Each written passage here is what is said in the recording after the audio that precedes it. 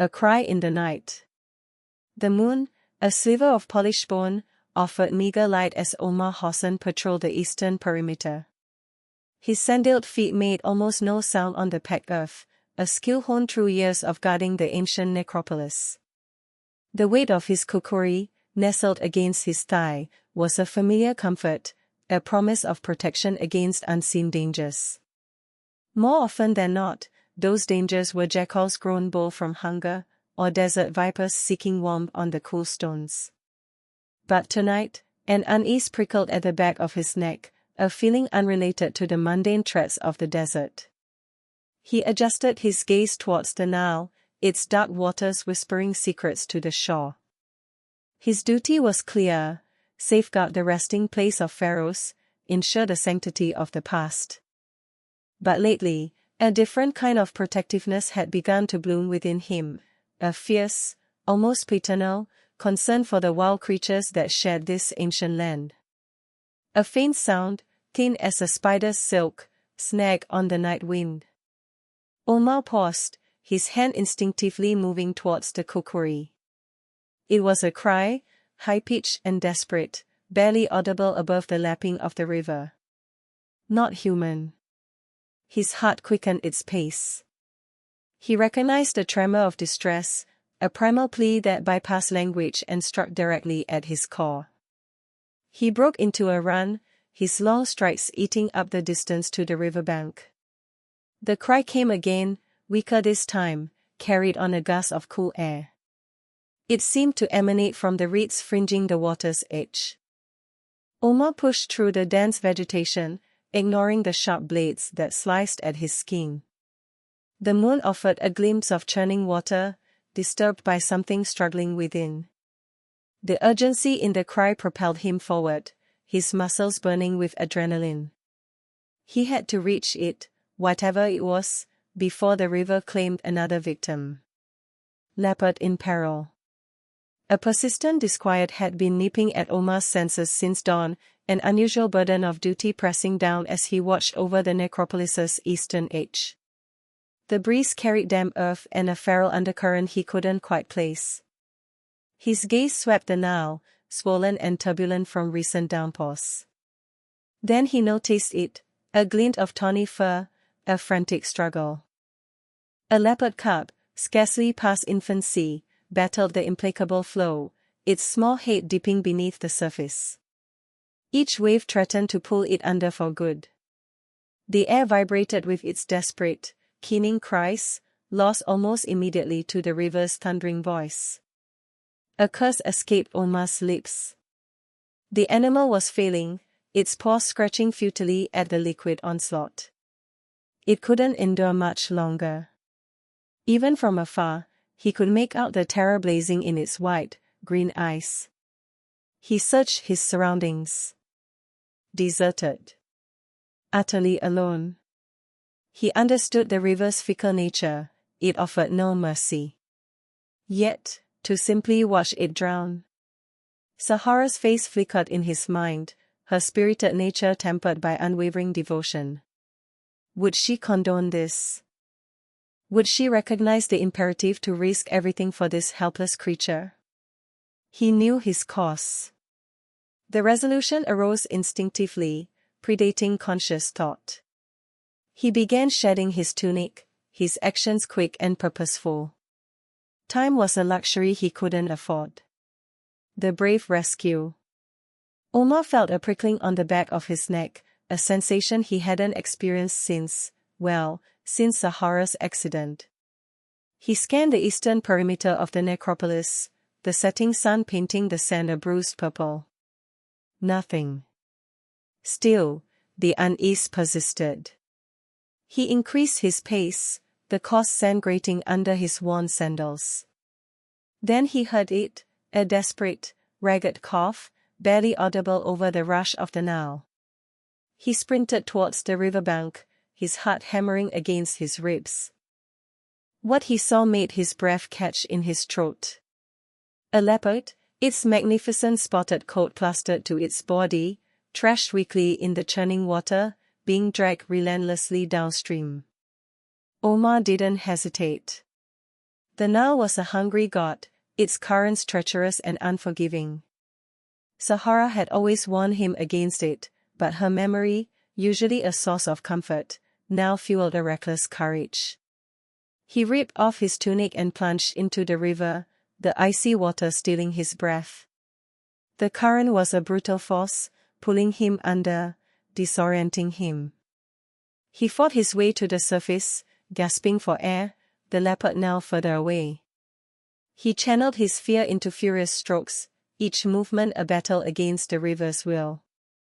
Finally, he reached it, the desperate animal clawing at him instinctively.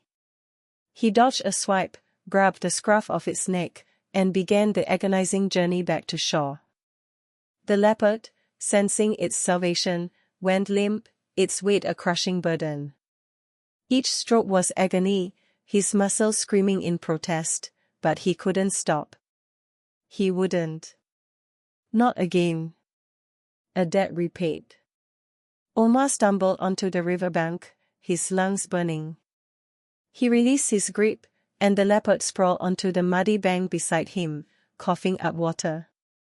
He lay beside her, every muscle screaming in protest. The setting sun painted the sky in bruised purples and oranges, reflecting in the churning river. He couldn't leave her here, not yet.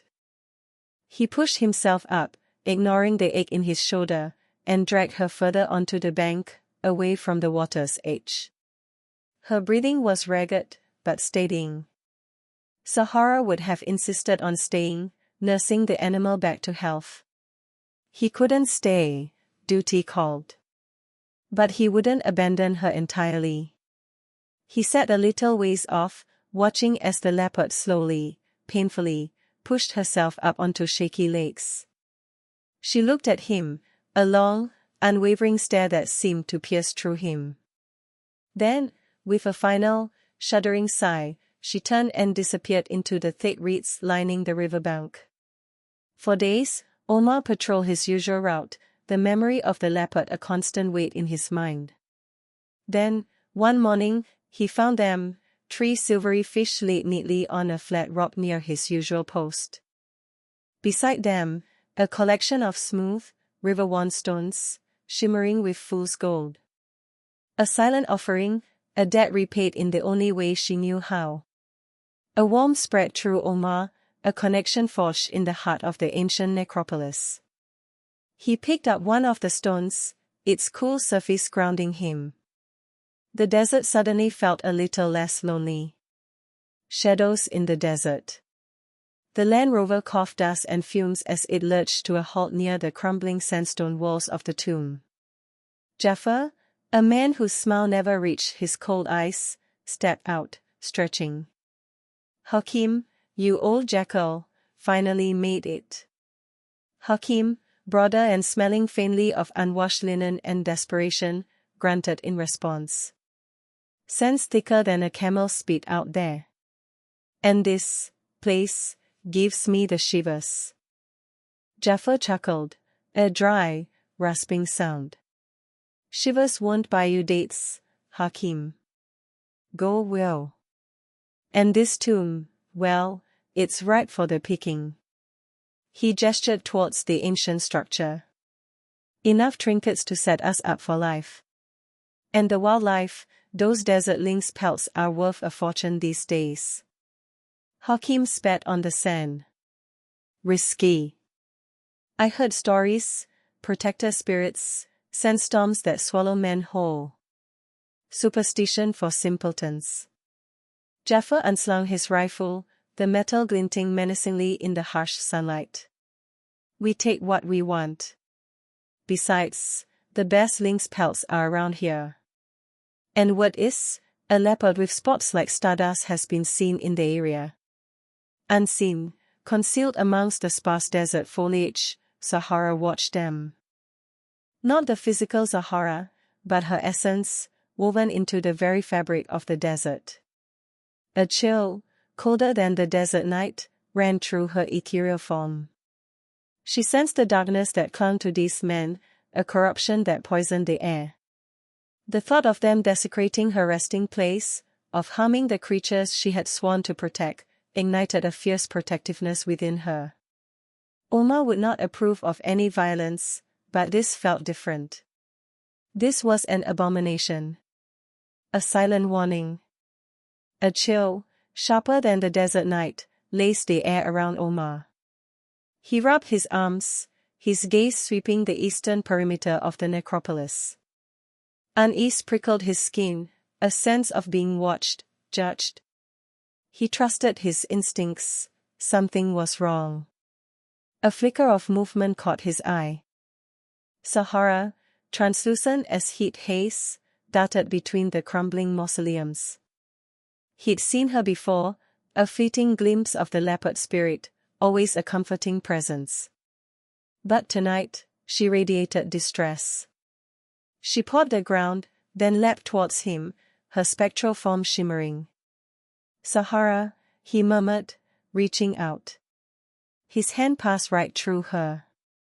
She made a frustrated sound, a low growl that resonated more in his bones than his ears. She mimed digging, then swiped her paw fiercely towards the west, her eyes wide and pleading. Oma frowned, bewildered. Was she warning him about something buried? Some ancient danger unearthed?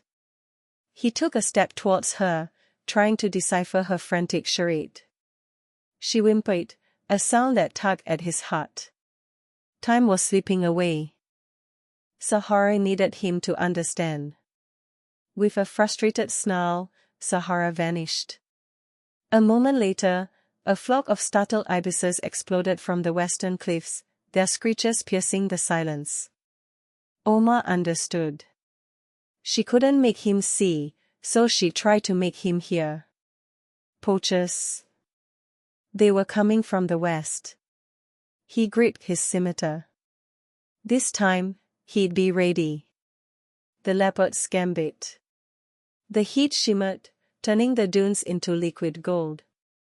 Sahara, a wisp of smoke and moonlight-given feline form, padded silently ahead.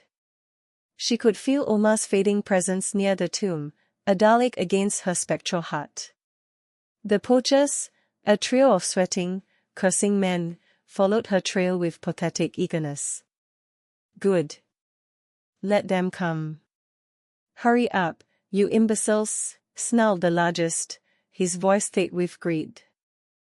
The cat's leading us right to the treasure. Sahara bared her teeth, a silent snarl that no human eye could perceive. Treasure? They sought trinkets while desecrating sacred ground. She picked up her pace, her form flickering slightly as the air grew hotter. She guided them towards the Whispering Dunes, a place known for its treacherous sand pits. Damn it, the tracks are getting fainter, one of the men whined, wiping sweat from his brow. I don't like this. It's too empty. Empty of you soon enough, Sahara thought, her energy coalescing around the shifting sands ahead. She willed a stronger breeze, swirling the sand to obscure their vision further. They stumbled, their confidence replaced by a growing unease. The dunes seemed to groan around them, a chorus of discontent. The lead poacher, still driven by avarice, pushed onward. Just a little further. I can feel it. He wouldn't be feeling anything soon. Sahara vanished, leaving them to their fate, the shifting sands and the deceptive whispers of the desert wind. Trapped. The ground vanished. One moment, boots crunched on the familiar, coarse sand. The next, a chorus of yells echoed from below as the earth gave way. Dust billowed, settling to reveal a crudely dark pit, swallowing men and equipment whole. We're trapped, a voice rasped, thick with panic. Scrabbling sounds followed, futile attempts to scale the sheer, sandy walls. Sahara, a shadow against the moonlit dunes, turned her luminous gaze east. Satisfaction flickered in her eyes before she melted back into the darkness, a whisper of sand and starlight. Omar Hassan's gut churned. He'd felt it all evening, an unnatural stillness in the desert air, a prickling on the back of his neck. He tightened his grip on his kukuri, the curved blade gleaming under the sliver of the moon. Then he saw her. Sahara, padding silently towards him, her eyes twin beacons in the gloom. She nudged his leg, then turned, trotting a few paces before looking back, beckoning him onward. He followed, trusting the spectral feline as he would his own instincts.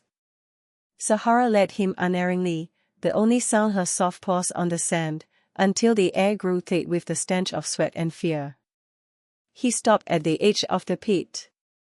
Below, cursing figures clawed at the sand, their faces illuminated by the weak beam of a fallen flashlight. Poachers. Trapped. He could leave them. Let the desert reclaim them, bury them alive. They deserved it. But the law of the tomb demanded justice, not vengeance. Omar sighed, the weight of his duty settling heavily on his shoulders. He knew what he had to do. Redemption and friendship. Omar followed Zahara, the setting sun painting long shadows across the dunes. He chewed his lip, the image of the men tumbling into the pit replaying in his mind. He couldn't leave them to die. Zahara stopped, sensing his hesitation. Let them learn, she said, her voice barely a whisper carried on the desert wind. Learn what? Omar asked, his own voice tight with unease. To die a slow, agonizing death? That's not justice, Sahara. He turned and began walking back towards the concealed pit, the crunch of sand under his boots loud in the silence. He found them huddled at the bottom, bruised and shaken. Fashioning a rope from his kofia and a sturdy branch, he lowered it into the pit. Climb, he commanded, his voice broking no argument. One by one, they hauled themselves out, their faces etched with shame. Standing before them, Omar's gaze swept over their dirt-streaked faces. This land is sacred, he said, his voice low but firm. Not just the tomb, but everything around it. The animals, the plants, the very sand beneath your feet. You come here to steal, to destroy, and you disrespect the spirits of our ancestors. Leave this place, and never return. He watched them slink away, their bravado gone, replaced by a palpable fear. When he turned, Sahara was there, her expression softening. They stood together, side by side, the setting sun casting them as silhouettes against the ancient tomb. The air smelled of dust and the promise of rain. A jackal howled in the distance, a mournful sound that echoed across the empty dunes. The tomb and the leopard were safe again, for now.